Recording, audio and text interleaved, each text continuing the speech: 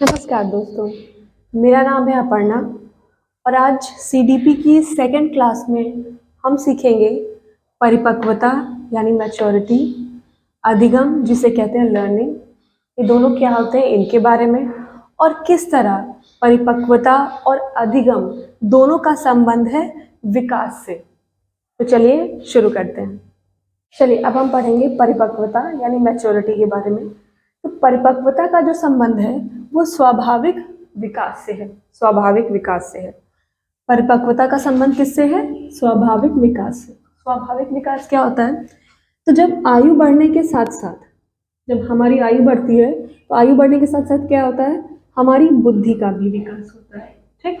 और ऐसा तो नहीं कि हमारी आयु और बुद्धि बढ़ रही है और हमारे शरीर के अंगों का विकास नहीं हो रहा, ऐसा नहीं ना। स्वाभाविक विकास में क्या होता है? आयु और बुद्धि बढ़ने के साथ साथ हमारे शारीरिक अंगों का भी विकास हो रहा होता है, यानी हमारा शारीरिक और मानसिक विकास दोनों साथ साथ हो रहा होता है और इसी को हम क्या कहते हैं? स्वाभाविक विकास कहते हैं। और जो ये स्वाभाविक विकास की प्रक्रिया है, ठीक, यानी शारीरिक और मानसिक विकास दोनों का साथ साथ होने की जो प्रक्रिया है उसका संबंध किससे है? परिपक्वता यानी मैच्योरिटी को। इसी को हम क्या कहते हैं? परिपक्वता या मैच्योरेशन कहते हैं। ठीक। अब ये जो परिपक्वता है ये एक आंतरिक विकास की प्रक्रिया है। ये आंतरिक विकास की प्रक्रिया कैसे है? ये हमारे अंदर से घटित होता है, जो हम अपने एक्सपीरियंस के साथ, समय के साथ सीखते हैं। देखिए, जैसे हम 5 साल की उम्र में जो हमें एक्सपीरियंस हैं और उस आधार पे जैसे हम रिएक्ट करते हैं, जैसे हम 20 साल की उम्र में होने पे तो नहीं करेंगे। आप 20 साल पे जैसे कर रहे हैं वैसे 35 की उम्र में होने पे तो नहीं करते हैं। जिन बातों पे पहले हम थोड़ी सी होने पे रो दिया करते थे, कुछ समय बाद 5 साल की उम्र में हम जिस बात पे रो दे रहे हैं या 15 साल की उम्र में उस बात पे रोएंगे नहीं। जैसे आप कोई एग्जाम देते हैं, आपने कोई एग्जाम एक बार दिया, आप फेल हो गए, आपने दोबारा दिया, तो एक एग्जाम से दूसरे एग्जाम के बीच में जब आप एक बार देने के बाद, फेल होने के बाद दूसरी बार देंगे तो आपके अंदर क्या आएगा? आप जानेंगे ना कि यहाँ गलती रह गई, यहाँ कमी रह गई, उसको सुधारेंगे ना, यानी आप परिपक्व बनेंगे। तो वही है, आपने वो कैसे सीखा? अपने अंदर से, आपकी आंतरिक प्रक्रिया हुई जो आपने कैसे सीखी? अनुभव के आधार पर। तो इसी तरह से हम कह सकते हैं परिपक्वता के बारे में, यह एक आंतरिक विकास की प्रक्रिया है। जो परिपक्वता या मैच्योरिटी है वो वंशानुक्रम से बहुत ज़्यादा जुड़ी है। वंशानुक्रम यानी हेरिडिटी से हाईली रिलेटेड है। ये हम कैसे कह सकते हैं? क्योंकि परिपक्वता क्या कहते हैं? जब स्वाभाविक विकास के कारण, जिसमें शारीरिक और मानसिक विकास शामिल है, के कारण जब हमारी क्रियाओं में परिवर्तन होता है उसको क्या कहते हैं? परिपक्वता कहते हैं। तो जो मनोवैज्ञानिक हैं उन्होंने ये निष्कर्ष निकाला है कि हम जैसे दिखते हैं अभी, मतलब जैसे अभी हम दिख रहे हैं, वो हमें अपने वंशानुक्रम से प्राप्त है। मतलब हमारे शरीर का आकार, हमारा रूप रंग, हमारा दिखना हमें अपने माँ बाप से मिला है, अपने दादा दादी या नाना नानी से। जो कि इसका मतलब हमारा अंग यानी शारीरिक विकास वो किस पर डिपेंड करता है? वंशानुक्रम से। ठीक।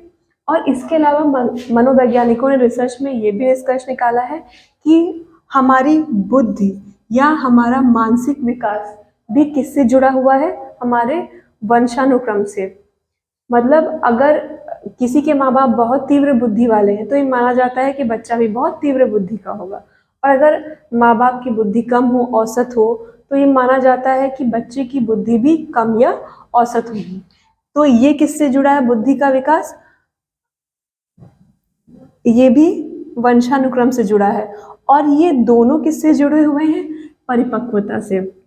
तो इस हिसाब से हम ये कह सकते हैं कि जो परिपक्वता यानी मैच्योरेशन है उसका वंशानुक्रम यानी हेरिडिटी से बहुत घनिष्ठ संबंध है या हाईली रिलेटेड है। ठीक है। चलिए अब पढ़ते हैं अधिगम यानी लर्निंग के बारे में। इसका मतलब होता है सीखना। अधिगम को हम कहते हैं सीखना। तो बच्चा जैसे ही पैदा होता है, जन्म के बाद से ही बच्चा सीखना प्रारंभ कर देता है, जैसे चलना, बोलना, उसके बाद जब स्कूल जाना, लिखना, पढ़ना, ये सब उसका शुरू हो जाता है। और ये सब करते समय उस पर सबसे ज़्यादा जिस बात का प्रभाव पड़ता है वो है उसके वातावरण का। हाँ, लर्निंग के प्रोसेस में सबसे ज़्यादा असर बच्चे पे अगर किसी चीज़ का पड़ता है तो वो है उसका वातावरण।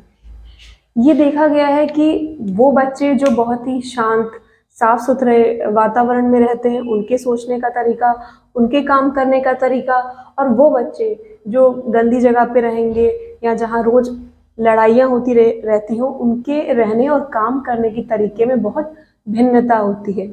एक बहुत ही सुचारू रूप से शांति से सोच कर करेगा और दूसरा ही उतना स्ट्रेस में या परेशान होकर करेगा। तो हम इस तरह कह सकते हैं कि जब लर्निंग या सीखने की प्रक्रिया हो रही है तो वो वातावरण से पूरी तरह संबंधित है। इसको हम कैसे समझ सकते हैं? तो मान लीजिए एक छोटा बच्चा है और उसके पास आप एक जलता हुआ दिया लेके जाएं, ठीक है? तो पहले तो क्या करेगा, उत्सुकतावश वो अपना हाथ उस दिए में लगा देगा और जैसे गर्मी महसूस होगी वो पीछे कर लेगा, ठीक। लेकिन अगर यही प्रक्रिया आप दोबारा करें, फिर से उसके पास वो जलता हुआ दिया ले जाएं, तो इस बार वो क्या करेगा? इस बार जो उसका स्वाभाविक व्यवहार था, स्वाभाविक व्यवहार क्या था उसका कि दिया देखते ही उसमें हाथ लगा देना, वो क्या करेगा? नहीं, अपने अनुभव के आधार पर जो उसका पिछला एक्सपीरियंस है उसको देखते हुए अब क्या करेगा? वो उसमें हाथ नहीं लगाएगा। यानी अनुभव के आधार पर जो बच्चे का स्वाभाविक विकास है उसमें परिवर्तन आ जाता है, और इसी को हम अधिगम लर्निंग या सीखना कहते हैं। और इस दौरान क्या होता है कि इसको सीखते समय क्या होता है, बच्चा वातावरण या एनवायरनमेंट के साथ सामंजस्य, बैलेंस बनाने की कोशिश करता है, जिससे उसके शारीरिक व मानसिक क्रियाओं में क्या होता है? परिवर्तन होता है।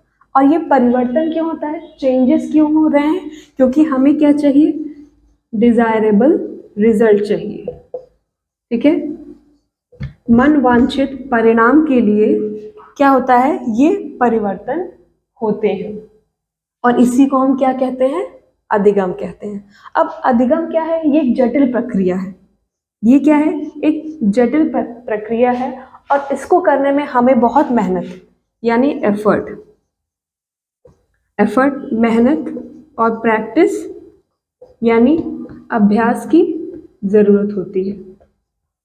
और जब ये हम कर लेते हैं तो हम एक डिज़ायरेबल रिजल्ट को अचीव कर लेते हैं, ठीक है। तो इस तरह हम ये बात समझ सकते हैं कि अधिगम या लर्निंग के दौरान वातावरण जो है सबसे ज़्यादा हम पे या मानव या बालक पे असर डालता है, ठीक। तो जब मैंने परिपक्वता पढ़ाया तो उसमें बताया था कि परिपक्वता या मैच्योरिटी पे वंशानुक्रम, हेरिडिटी का बहुत ज़्यादा असर रहता है, और अधिगम पे किसका असर होता है? वातावरण का असर पड़ता है। तो इस तरह हम ये समझ सकते हैं कि अधिगम और परिपक्वता दोनों जो हैं एक दूसरे से जुड़े हुए हैं, दोनों का एक दूसरे से घनिष्ठ संबंध है, और इन दोनों का विकास की प्रक्रिया होने में बहुत महत्वपूर्ण रोल है। विकास की जो प्रक्रिया होती है उसके होने का बहुत महत्वपूर्ण कारण है क्या? अधिगम और परिपक्वता। इन दोनों का बहुत ही ज़्यादा महत्वपूर्ण योगदान है इसमें विकास की प्रक्रिया के होने में, ठीक है। ये दोनों हाईली रिलेटेड है किससे? डेवलपमेंट से। तो आज की क्लास के लिए इतना ही, कल मिलते हैं, तब तक आपको बेस्ट विशेस, अच्छे से पढ़ते रहिए। नमस्कार।